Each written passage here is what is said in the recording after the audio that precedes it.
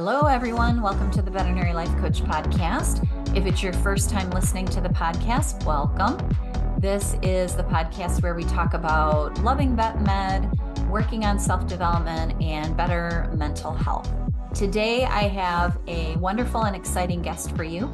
Her name is Dr. Beata Weiermiller, and she's a medical doctor specializing in obstetrics and gynecology in Troy, Michigan, and has over 29 years of experience in the medical field. She graduated from Michigan State University in 1994, and she is also the founder of a dog rescue organization, which is why she's here, called District 5 Animal Alliance Detroit. And I'm super delighted to have her on the podcast today. Welcome, Beata. I'm so happy to have you here. Well, thank you, Dr. Julie. I am very happy to be here as well. It's my first time on a podcast. And of course, I'm delighted that this is about veterinary medicine and about animals, because that's, my love and my passion. So thank you so much. Yeah, when I met you, you were like so excited to hear I was a vet, and you were like, okay, I have this dog rescue and all the things, right? Right. I feel like I'm becoming a veterinarian a little bit, but Yeah, you it's probably are. so far removed from what I know in the human medical field. But Yeah, it's a little anyways, different, but kind of similar because we deal with a lot of people too, right? yes, right, exactly So right. I always ask every new guest on the podcast to tell me their veterinary story. So can you tell me your physician story and how you Sure. became a physician and then how you got into the dog business? Sure. So, not to make it too long, I was actually an immigrant. I immigrated with my family from Poland in 1980 and lived with my grandma in Hamtramck, where a lot of the Polish people live. I have very hardworking parents. They both work two jobs, and we were not rich. We were not poor, but we were just kind of hanging in there financially. And I've always, my parents always told me, just you're here. This is such a wonderful opportunity. This country, you really need to make the best of it. And I never forgot it. So I'm like, I don't want to work two jobs. I don't want to work as hard as my parents. So I just kind of moved on. I went to school. I went to high school. I became valedictorian. I got a free scholarship to Wayne State University. Nice. And that's where I became like, I really loved science. So there was a teacher named Mrs. Mosheri, and we had anatomy class, and she basically said, you know what, you are really good at this. You should become a doctor. And I was like, okay. So basically, I don't have like some story about having cancer or childhood cancer and me wanting to be that. She said, I think you would be really good at this. So I continued and I went to college and medical school, and I met my husband in medical school. We got married in residency in Indianapolis, and then we have three children. They're now ages 26, 23, and 20 in 2 days. Nice. And I love my career. I love OBGYN because when I was in medical school, I just love taking care of people. It's a happy field. There's lots to do. You can do surgery. You can not do surgery. You deliver babies. So that's what I loved about OBGYN. And obviously women, I was drawn more to women than men. I did some urology rotations I wasn't in love with because it's just doing prostate exams and a bunch of dudes. So that's what I loved about it. I loved that it had a lot of opportunities and you can do a lot. So we moved back to Michigan because of family, and I started at Providence Hospital. I was there over a year, and then I joined private practice in Troy, and I've been there ever since. Oh, wow. And yeah, so I've been at our Troy office for a long time, probably 20 some years. And as I've gotten older and my kids gotten older, we always had animals. We've always had rescues. And there was an article in a magazine or in the newspaper, Detroit News, about Detroit Animal Care having these dog ventures where people can come in and take a dog for a walk for the day, give them a respite from the shelter. And I thought that was fascinating. So I dragged my son and his friend who did not want to go. They're like, we're doing what? I'm like, we're taking a shelter dog out for the day. For a And we walk. did that. And I went back to the shelter and I saw so many dogs with no homes. And it just like completely spoke to me. And I'm like, you know what? I'm one of those people when I do something, it's like over the top, which is not always a good thing. Like when I'm in, I'm all in and then some. I Right. said, I'm just not gonna walk dogs. I think I'm gonna start my own dog rescue. And that's Nice. how it started. So we started very small in like 2019, 2020. Our first year we rescued 7 dogs, our second year 49 dogs, our third year 211 dogs. What? And A there's lot. really only 4 or 5 of us core people in the rescue. And so here we are. We're almost at 70 dogs this year. 90% of them are from the Detroit Animal Care and Control Shelter. They are dogs that are just the shelter's very overpopulated. Like our heart breaks for all these dogs. So we do mostly the shelter dogs. So do you take the ones that are just overflowing or the ones that are destined to be euthanized? Or how do you decide which dogs to take or certain breeds? Like, do you Right. have a So criteria? majority of the dogs there happen to be pity mixes. That's majority of our dogs. Yeah. We do take the ones where the volunteers' favorites or they need out or people know that a rescue needs to take them because the only way you can adopt them out of the shelter there is they have to be spayed or neutered. They have to be, which is good because people don't want to take them and breed them again. Right. But rescues, they don't have to be because they know we will spay and neuter them. So a lot of the times, if the shelter's overflowing, the ones that we should be taking are the ones that are not spayed or neutered. But we Okay. do try to take the harder dogs. We don't take e e easy dogs, but we know that their only way out is us. So Yeah. So the older ones or the ones that are sick or yes, yeah, the like, how did you run into behavior problems? Because that would always be my concern. yes. Well, you know what? Interestingly enough, for as many dogs as we have rescued, I only did one behavioral euthanasia on a dog, which could not basically live with other animals or was at risk to be a animal that's going to hurt another animal. So we had a big evaluation with a behavioral vet, excuse me, not a vet, dog trainer, Mm-hmm. and she agreed with us and we did a behavioral euthanasia, but that breaks your heart. It really does. It does, but sometimes it's necessary, right? Yeah, Because yeah, that dog can't be placed without some no, kind of danger. And then, no. you don't want to just them bouncing around from home to home because they're getting in trouble all the time. Well, that plus, do you really feel that's safe? You're gonna put them in a home or somewhere, 7 foot privacy fence. Really, this dog is never gonna leave. No one, no other animal will ever see this dog. It's just, it's not realistic. No, it isn't at Uh, all. so, but surprisingly, we the dogs are absolutely amazing. I must say. Some of them do have some health issues. We put one down last week because he was like super old. Someone dumped him. He started having seizures. Poor guy. And we're not gonna spend $12,000 evaluating for seizures when a dog is super old, can't see, can't hear. Right, right. You have to be practical, especially in Yeah, this situation. yeah, So what was the biggest challenge when you decided to start this? Because it was kind of on a whim, right? You said, "Oh, I'm going to start a yeah, rescue." So yeah. how I did that think all evolve? right. I did not know what I was getting myself into. It is a full-time and then some job.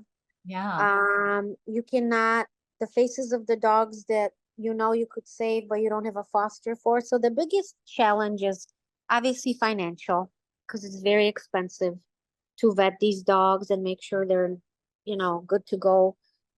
Financial and then fosters because we don't have a facility, but we are looking for a sanctuary. But the fosters, right? These are people who need to understand what fostering is all about and the proper way to decompress a dog, the proper way to introduce them if they have a dog or family members. That is the biggest challenge. People want to help and they say they want to help, but the amount of people that actually help is very little. And how did you learn all that? Because you had no experience with this, right? You had your own Right. pets, but you didn't have any experience with dogs. No, but there's a lot of people at the shelter that you meet that are like volunteers. So a lot of those people became my board members. I met them through other rescues. Okay. It's a small community. It's like the vet community is small, the doctor community can be small, but I think rescues are also the same. We all know each other. And then people jump from rescue to rescue, or they hear about you at the shelter. So it's amazing how many people you meet. I think when you meet people as passionate as you are about what you're doing, you can get a lot accomplished without a lot of drama. Yeah, the rest is easy, right? And it's Yeah. it's a nonprofit, correct? Yeah, it's a nonprofit. Yeah. Yeah. So did you have any challenges setting it up? No, I had another rescue that I knew. They helped me with the paperwork. I set it all up. Some woman I work out with, Sarah, she actually made us a website. Um, I started the Venmo PayPal accounts. We started a Facebook account. We started slowly, collecting money, donations, and now we're like raising money pretty much daily, but we have a lot of events. This weekend we're having a trivia event for our rescue, so that'll be fun. Did you have somebody that plans it, or are you doing that too?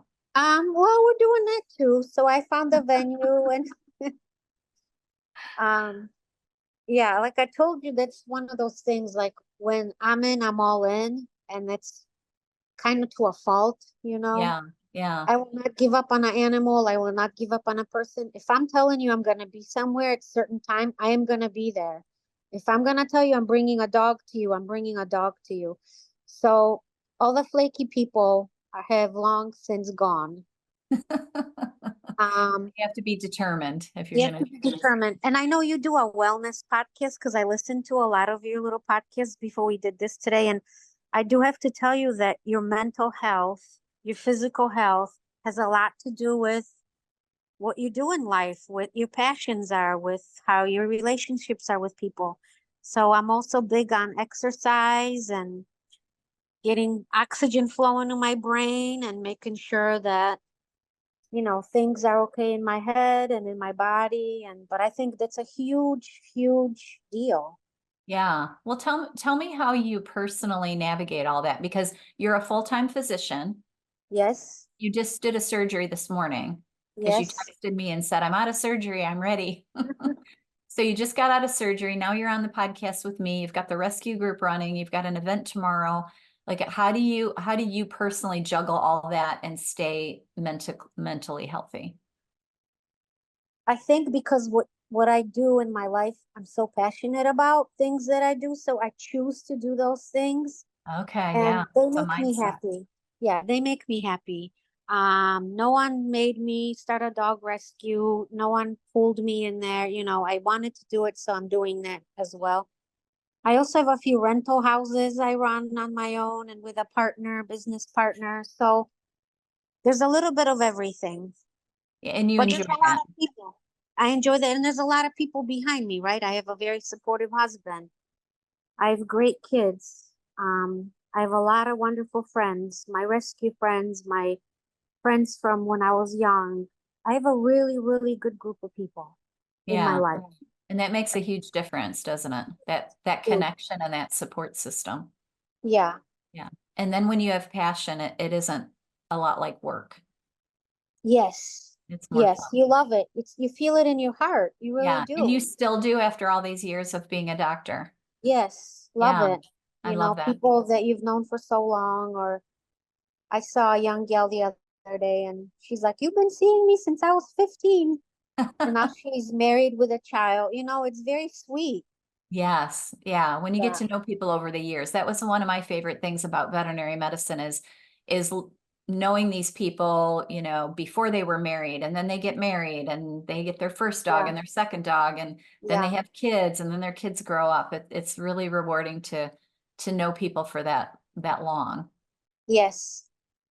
And of course, I also feel like as you go through your journey in life, I have like these two things, um, life lessons that I try to give my kids or people I Okay, meet. yeah, let's hear those. I Um, love life lessons. I forgot my number three, but my number one is um, life is about relationships, and I truly believe that. Hmm. The second one is don't burn any bridges. You really shouldn't. Even if your experience wasn't exactly positive or something tragic happened, try not to dwell on it and make a lot of people angry and leave like you haven't resolved the conflict. Yeah. So how do You you know? recommend that someone does that? Like, what is your key to conflict resolution? Well, and it's kind of funny because I really don't like conflict, so I avoid conflict a lot. So maybe that's Maybe that's part it. of it. Um, I try, I don't even know how to say it. I am not a drama person. I don't like drama. I don't create drama. I don't create conflict. I don't try to get into heated conversations with people because I feel like that's just fuels people. And but if something doesn't go right, you know what? Sometimes it's better just, if you get like a really nasty email, which I've gotten recently, um, you know what? I didn't respond because I feel like that's okay. That's your opinion. You're entitled to your opinion, whatever you feel. But I don't want to go back and rehash things or give them my opinion and tell them why I think they're wrong and I'm right. And I feel like sometimes, you know what? Um, a good work partner of mine, Mark Ohm, always said to me, he always says, let it go. It's like that song in Frozen. He goes, Let Beata, it go. let it go. Because I can be very hot-headed too. I can get very angry and run around and cause havoc, but he just tells me, let it go. You gotta pick your battles. Mm, Every little battle is not worth it. It creates chaos in your head. You know what? Let it go. yeah. Yeah. And that's so true. I think you're right. There are some emails or some reviews online or whatever that just they don't demand a response because Right, there's nothing you can say or do to fix it. And so right. then why get in that back and forth? Yes. Yeah. It's hard to let it go, but I think sometimes letting things go like that is just better. Just move on. Yeah. Yeah. Sometimes it gets stuck in your head and it's hard to let go because it hurts your feelings or, you don't agree and it's unjust and you want to fight back. Yes, But sometimes right. if you can just see the other person for what they're going through, and I say that a lot. Other people are angry for something that they're thinking. It doesn't really have Yes, anything to do with you. right. I think that's the one thing you got to understand about people. And that is hard. I think that comes with age and wisdom. I don't believe young people are good at this. These people that whatever conflict they have or whatever's wrong with them, they're projecting it onto you, but you may have absolutely zero to do with it. And that Hmm. is the hardest thing because you want to take everything in so personally and the way they're talking at you. And this happens at work at my OBGYN job, right? People are just so angry and so like miserable and you just want to know why, but you're becoming like their scapegoat. You're becoming like the person that they will yell at, bark at, whatever they're doing. But then you realize that, you know what? It has nothing to do with me. It has zero to do with me. But that's hard to take, Yeah. especially if it happens over and over and over, which thankfully doesn't. Yeah. Um, but it's also hard to know where these people come from, right? But you can't read people's minds. You don't know. I mean, you don't know someone's relative died. You don't know if someone had something terrible happen in their life.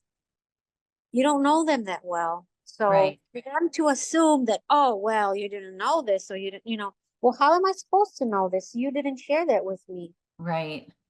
Yeah. You can Well, only and be that, sympathetic, right, to yeah. what you know, correct? Right, right. Just have some empathy and try to always think the best of people. Like I try to always assume that they're Yeah. hurting in some way and they're hurting me because they're hurting it. There's something that John Maxwell says in his books. He's a leadership guy, and he says hurting people hurt people. And so I Yes. always try to remember that if someone's hurting Yes. me, it's because they're hurting. And that Yes. gives me the ability to be more compassionate and Yes. just let it flow in one ear and out the other because I'm like, it's not Right. about me, it's about whatever's hurting them right now. And they're Right. just trying to give that hurt to me and I don't have to accept it. But me personally, I don't go after people like that. If I Yeah, have well, some, there's no reason to, right? right. So I wish people would also be more, conscious of what they're saying, or because what you're saying to other people, whether it has anything to do with them or not, is, they internalize it. That doesn't make them feel good. Right. Right. Absolutely doesn't. I think if you So can think, yeah. go ahead. Oh, just one thing, like, living your life with, like, say hello to people. You know what? Walk by the hospital, say hi to this cleaning lady that's, hauling. Just because they're cleaning people doesn't mean you can't say hello, or, Right. you've got some ego about you, which I try not to. I try to be very down to earth. I Yeah. think, connecting with people on all levels is the way it should be. Yeah. And that's probably held true with your rescue group. It's a whole different experience dealing with the shelters and the rescue dogs, Yes, fosters. yes. It's a different kind of challenge. Have you had any really big challenges that almost you almost couldn't get over in getting this rescue going, or was there something that you learned a big lesson from doing this? Well, yeah, I mean, a few things. Like, for example, we took in a bunch of dogs, and then none of those dogs fit in the homes they were in. And I have no place for them to go, so I couldn't sleep for like a week.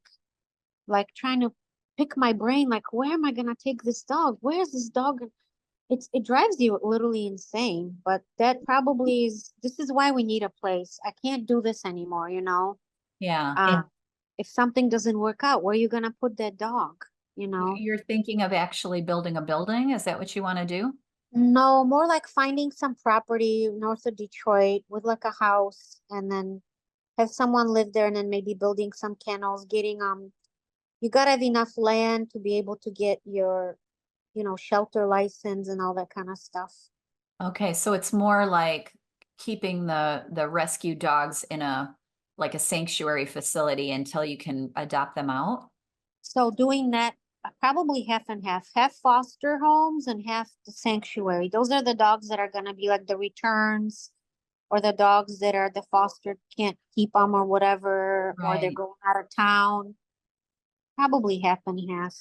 Yeah. What's your success rate at adopting them out once they're in a Well, foster home? Is that pretty good? really good. Some dogs take a long, long time. We probably get at least 40% what we call foster failures, right? People that take them out of foster, but then they fail, Yeah. meaning they adopt them. So Yeah, which is really, really good. good. 40%, that's a lot. Yeah, so our recent dog got adopted, Clue. He was with us, out of the shelter. If you count him being in the shelter system, he was 612 days. Wow. That's a Yeah, long time. but he got adopted, thank God.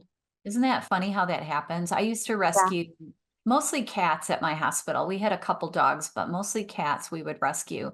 And some of them lived with us for, I think the longest one probably lived with us for several years, 2 or 3 years. Wow. And then Yeah, the right people came along and, because yeah, nobody wanted her. And then finally they were like, we want that cat. And it, yeah, it's amazing. It's like, hallelujah, we finally got rid of this cat. But, yeah. some of them do take a long time. Especially our dogs. We have the Detroit specials from Detroit, the pitties, whenever we have a non-pitty, they go fast. Pitties tend to not go so fast, Yeah. but that's okay. That's okay. Yeah. Well, that's why you're doing it. S- Yeah. So tell me about veterinarians. What has been your experience with them? What do you think about them? Oh, What can you say about them? so overall, I mean, our experience has been very positive. We've been lucky because there is a few clinics that welcomed us with open arms, and we have rescue accounts. Um, Sometimes it is difficult because when we take the dogs out of the shelter, sometimes they have no vetting. And just a simple, appointment for, shots and all that is still a lot of money. So there's really not a streamline to this. We try to go to a place called All About Animals to get a lot of our shots initially. Mm-hmm. Um, these spay and neuter appointments take a long, long time to get. And for example, All About Animals is, they're like the cheapest in town, but they're booked out 6, 7 months. You can't even get Oh, an appointment. wow. Yeah, that's way too long for a spay or neuter, right? Yeah. Um, like said before, we have dogs that come out of the shelter with kennel cough, but no one wants to give us some doxycycline. So we're like stealing doxycycline from other dogs we had, giving it Oh, to these wow. people. That's difficult. You become very resourceful as a rescue. I bet. Uh, but thankfully, if we do take Detroit animal care dogs, if they've been there long enough, they are spayed, neutered, heartworm tested, microchipped, got all their vaccines. So it's just hard. We had a dog last night that was picked up from a cardboard box. So he has no vetting. So we're taking him to All About Animals today or tomorrow, getting his initial shots, trying to call a vet, see if they can get a neuter or spay appointment. I think it's just a lot of money. And Yeah, yeah. fosters are everywhere. Money is a big challenge for vet med, right? Because Yeah, we don't have the insurance that human medicine has. right. So, the people that practice vet med aren't paid enough, the technicians aren't paid enough, and the hospitals, cost a lot to run because of all the things Yes. you have to buy and the drug prices and Yes. things like that. So I think that if the rescue people and the veterinarians could figure out how to solve that money problem, that would probably be a big deal Yeah. because when you're asking vets to discount their services and their drugs and their fees and then that money has to come from somewhere. And Yeah. that's I think the difficult thing that I've found with rescue. I spent a lot of my own money over the years rescuing Oh, yeah. and spaying Same and for neutering me. them and taking them Yeah. home, which I was fine to do, but that's the challenge, right? You can't expect everybody to want to do that. I wish there were more programs, honestly, where the grads, and I know there are those programs where the grads graduate from vet schools. They go to like an underserved area, right? Like Humane Society or something. And Yes. then get their loans forgiven or partly paid for. There's not enough of, I don't even know if there's enough veterinarians. Well, right now it's tough. Right now the market for hiring veterinarians is much higher than the actual, number. So a lot of vets coming out of school right now get multiple offers because Right. they're in such high demand, which is good for the doctors, but it's not good for the pet owning public because then they have a hard time getting appointments, like you said. Yeah, hard time getting appointments. I also think that the best way would work is maybe if the rescues were able to, but then you have to have a lot of money where you have your own little building and then you can contract with like a retired vet to come and maybe do some work. But we've tried to tap into these retired vets that I've known, except Dr. Julie, of course. But Yeah, we haven't we've talked about tried in that the yet. past and they're not interested. They don't Yeah. want, I mean, they're like, I don't want to come in and make $300 and vet your dog. Like, Yeah, yeah. I there's a think lot of that's burnout challenging because in a the lot of them, yeah, a field. lot of them have burned out and they don't want to work anymore, or there's just a lot to it. There's insurance issues and, Yeah, board complaint issues. What I see as one of our biggest problems right now in vet med is the fact that all the veterinarians are afraid of getting either sued or oh, jeez. board complaints. And I'm sure as a Oh, OBGYN, you guys experience a lot of that. yeah, You have really high medical insurance. yeah, yeah. Yeah, like a malpractice insurance. Is that an issue? Um, well, I mean, we do pay it. You gotta pay it because you Yeah. just don't know. I think some of our insurances have like tails, like, they can sue you until the child is 18 years old for Oh, wow, really? birth trauma. I Yeah, mean, it's some of it is so ridiculous. It's not yeah, even funny, but you yeah. gotta have it. You gotta protect the public, right? There's malpractice in every profession. So, Right. Absolutely. um, I don't know. How do you fix the vet problem? I actually looked into going as a medical doctor to veterinary medicine. You're gonna go I, get your DVM degree? well, here's the thing. For example, our biggest problems with even getting these dogs off the streets and not having so many dogs is the spay and neutering, right? Right. When you're so behind and there's nowhere to get these people in, they're just not spaying, neutering their dogs. So for that reason, there's a lot more dogs than there should be. Right. So maybe there's a way that Michigan State University can do some sort of a program where a medical doctor can get some training to be able to do basic surgery with like a veterinary technician, or, I don't know if that's even possible, but why, you know, I don't know. Yeah, I wonder too if you could team up with like a university. I know when I went to veterinary school, we used to actually spay and neuter shelter dogs. And Yes. because of PETA and all of that uproar, it became something that they didn't do anymore. And now I think most veterinarians that are going through veterinary school have to get spay and neuter practice by going to like shelters and things like that. There are programs where they do low cost spay and neuter, and the vet students or the new veterinarians can get experience that way. So I wonder I if you could just, come up with that kind right. of program. I just don't know why, like, the Michigan State students can't go to the Detroit Animal Care Shelter or Humane Society and do their work there. Like, why do we have to drive dogs 2 hours to Michigan? Because at one point they had like problems with a veterinarian. I think she was off on leave. They were driving dogs to MSU, but it makes no sense. You bring a few people in, couple days a week, you can spay 30, 40 dogs easily. Right. Yeah. Well, maybe that's something that um, you can kind of work on is talking to do you ever have you ever talked to anyone at the university about that? No, that's I don't on know. my There's bucket. probably a lot of red tape, right? I don't see, I mean, they have facilities at the shelter for Yeah, surgery. That's where they do all the neuter and spaying. right. Could even do more if they could get some veterinary students to help, or, Yeah, that's a great idea. Well, it's a we'll good have to brainstorm about that for sure. Yeah. Yep. So tell me what your hope is for the future of this rescue organization, or if there's anything.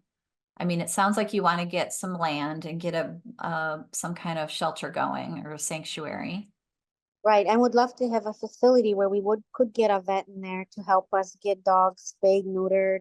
Yeah. Um, I would love to have a day where there's no dogs to pull out of the shelter, where I go down there and there's three to choose from, not 180 dogs to choose Oh my from. gosh. How many times a week do you do that? Do you pull dogs Well, out? it varies on how many fosters we have, and it averages, it's hard to say. Sometimes we'll get 3 weeks, sometimes we have none. It just depends. We took a dog out, I think, last week. Super cute guy. It just all depends on how many fosters and how many get adopted, and it's a lot of work. Yeah.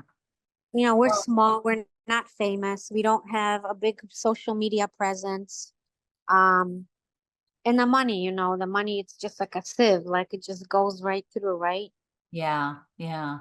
So, Um, well, first of all, tell me if there's anything that we didn't talk about that you think we should before we start to wrap up. And then I'm going to have you tell us about the rescue and where we can donate money and where we can oh, contact if we want to help and yeah. that. So I think we touched on a lot of things. I mean, I'm just trying to like keep with the vibe of the podcast about the wellness and veterinary life and everything. I mean, I think vets are wonderful. I think it's an extremely hard profession. I do give you guys a lot of credit. I don't euthanize humans like you euthanize animals. Yeah, And the whole that's insurance something that's part, different, right? right? And the whole insurance part, right? Like, so many people come in, like they want discounts, they want this. No, I don't want this. Put my dog down, give it away. I mean, I think I think it's really tough. I think that's why there's such a high burnout. I mean, I give you guys a lot of credit, but we also are so grateful because without veterinarians, what would I be doing with these animals? Right. You know, You can do a hysterectomy on a person, but you can't do it on a dog, right? cannot. I wouldn't even know how to intubate. I wouldn't even know how they do that. Right. So, we're very grateful, and then we're grateful that we have vets that have welcomed our rescue into their clinics and doing things for us, and it's wonderful. I think the biggest take is just we all should be working together. We all should support each other, and you know, as far as D5, yeah, we would like to get. Yeah, tell me how people can get a hold of the So, information, where they can donate. Tell me all of that. so we are District 5 Animal Alliance Detroit. We have our website. We're actually going through some major changes on our website. D5animaldetroit.com is our email. We're on Facebook, Instagram, and TikTok. We're foster based. We're out of Detroit. We love what we do and we want to save more animals. So if you can spread the word, we would love it. Yeah, so any financial support, if you know anybody that wants to do spays and neuters or has a facility that they can Yes. help, Yes. anything that we can do to help the rest. Teledoc would be awesome. Like they do teledoc at what you call it, All About Animals, but you have to be a patient there.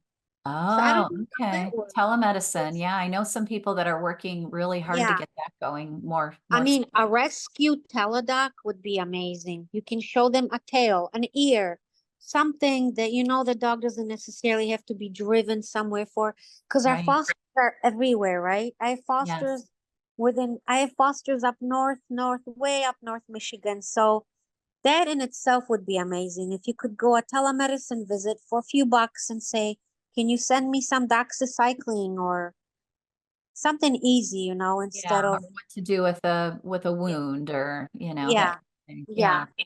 I love that. That's yeah, great. that would be Okay. amazing. So it's, let me read it again. District 5 Animal Alliance Detroit. Yep, Yeah.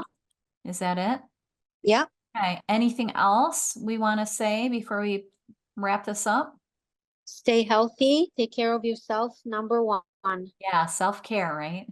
self-care. You gotta do it. And you gotta be happy. You gotta find happiness. Do something Life, that you're passionate about, like you are. yes, yes. I should have Yeah. picked something maybe like opera singing or something It would have been something easier, less right, than less rescuing dogs. stressful. Yes. All right. I really appreciate you being here. It's been a lot of Thank fun. We're you. going to Thank keep you in so touch much. so I can maybe Yes. hook you up with some people that I know in Michigan to try to help Thank out. you. And I love what you're doing. Thank you. I'm happy that you're so passionate about it, and I was delighted to meet you. Thank you so much, Miss Dr. Julie. Yeah. Right. This is Dr. Beata. Is that how you say it? Weirmiller. Weirmiller. Yeah, Yes. I love it. Thank you. I All love right. it. All right. Have a beautiful week, everyone. Bye. Thank you. Bye-bye. Bye. Goodbye. Bye-bye.